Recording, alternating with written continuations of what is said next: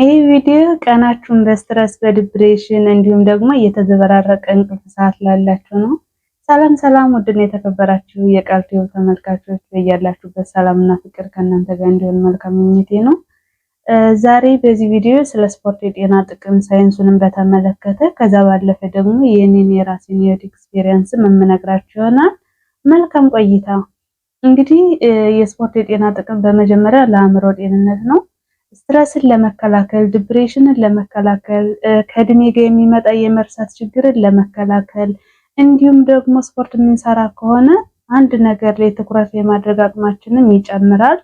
እንዲሁም ደግሞ በህይወታችሁ ማድረግ የምንፈልገው ነገር ህልምም ካለን ህልማችን የማሳካት እድላችን ከፍ ይላል ማለት ነው።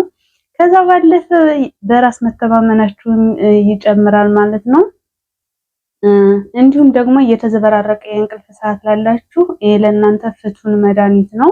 ከዛ ባለፈ የስኳር በሽታን ለመከላከል፣ የደም ግፊትን ለመከላከል፣ ሌላ ምንድነው ኦቢሲቲን ውፍረትን ለመከላከል እንዲሁም ደግሞ ከእድሜ ጋር የሚመጣ ኦስቲዮፕሮሲስ ወይም ደግሞ የአጥንት መሳሳትና መሰበር ችግርን ይከላከላል ማለት ነው። እንዲሁም ደግሞ በአንድ ጊዜ በተደረገ ጥናት ስፖርት የሚሰሩ ሰዎች ከማይሰሩ ሰዎች ሲነጻጸር 10 ዓመት ወደ ኋላ ወጣቱ ነው የመገኘት እድላቸው ከፍ ብሎ ተገኝቷል ማለት ነው። ያ ማለት እንግዲህ ሰውነታቸው እድሜያቸው ወደ ኋላ ተቀንሰው ሳይሆን ሜንታሊ ፊዚካሊ ወጣቱ ነው የመታየት እድላቸው ከፍ ብሏል ማለት ነው። እንዲሁም ደግሞ ለቆዳ ጤንነት በጣም ጠቃሚ ነው ማለት ነው ስፖርት።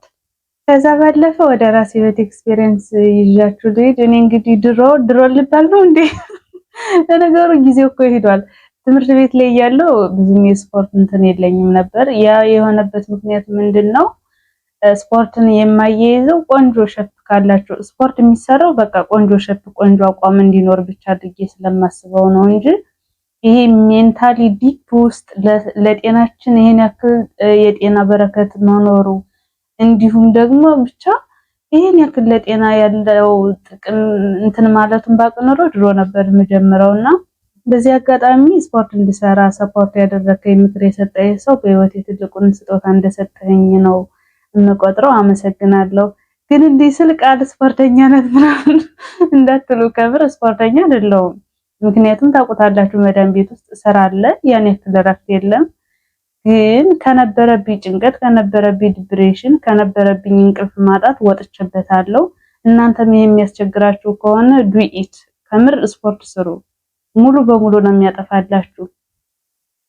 ያን ያክል የምሰራት 10 ደቂቃ 15 ደቂቃ ናት። ግን በራስ መተማመን ይኖራችኋል። ይሄ ጭንቀት፣ ዲፕሬሽን፣ እንቅልፍ ማጣት የሚባል ነገር የለም። በቃ ቀኑን ሙሉ ደስተኛ ነው የምትሆኑትና እኔ ደስተኛ ሆኜ ነው እያሳለፍኩት ያለሁት ማለት ነው። ድሮ ከነበረብኝ ጭንቀት ከነበረብኝ እንቅልፍ ማጣት ወጥቼበታለሁ ማለት ነው። ግን ይህን ስነግራችሁ ስፖርት መስራት ቀላል አይደለም። ማንኛውም ነገር ዝም ብላችሁ የሆነ ቀላል ነው የሚባል ነገር የለም በህይወት።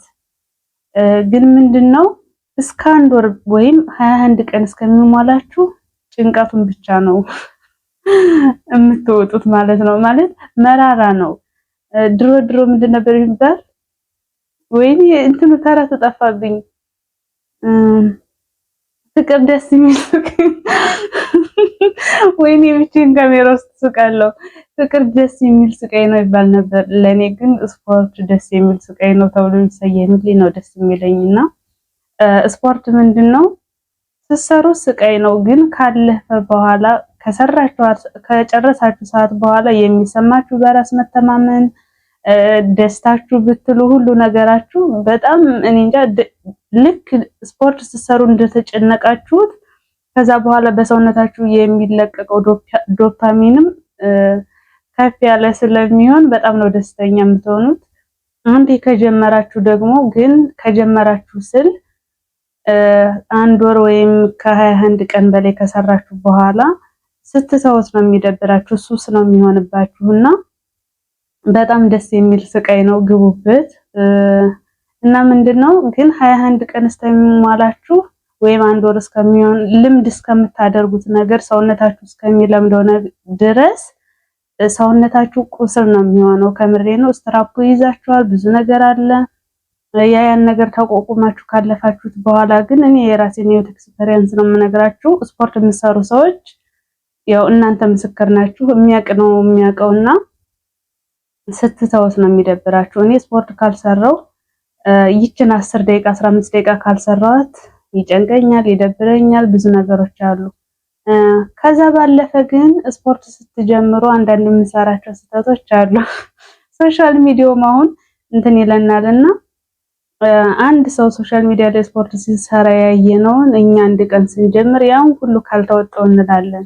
በነገራችን ላይ እንደዛ ያ ሰው ሶሻል ሚዲያ ላይ የምታዩት የ2 ዓመት የ3 ዓመት ልምድ ያለው ስፖርተኛ ነውና እናንተ ስትጀምሩ አንድ ቀን 4 ደቂቃ 5 ደቂቃ ሶምሶማ ሩጫ ሩጫችሁ የሆነ ነገር ከሰራችሁ በበነገታው ትንሽ እየጨመራችሁ ከዛ ትንሽ እየጨመራችሁ ነው እንጂ ባንዴው እንደዛ ሰው እየሰራለው በምትሉ ሰዓት ሰውነታችሁ አስቡት እንግዲህ ወዲያው የተወለደን ህፃን ልጅ ናቆማ ይሄድ ማለት እኮ ነው። ሰውነታችን እንደዛ ነው በነገራችን ላይ እና ቀስ እያላችሁ እያስለመዳችሁ በሄደር ስትሄዱ ግን ሰውነታችሁን ይለምደዋል። እናንተም በቀላሉ የምትፈልጉትን ነገር ማድረግ ትችላላችሁ፣ ስቴፕ ባይ ስቴፕ ማለት ነው። ለዛሬ የነበረን ቆይታ ይሄን ይመስላል። እስከ መጨረሻው ስለተከታተላችሁኝ አመሰግናለሁ። መልካም ቆይታ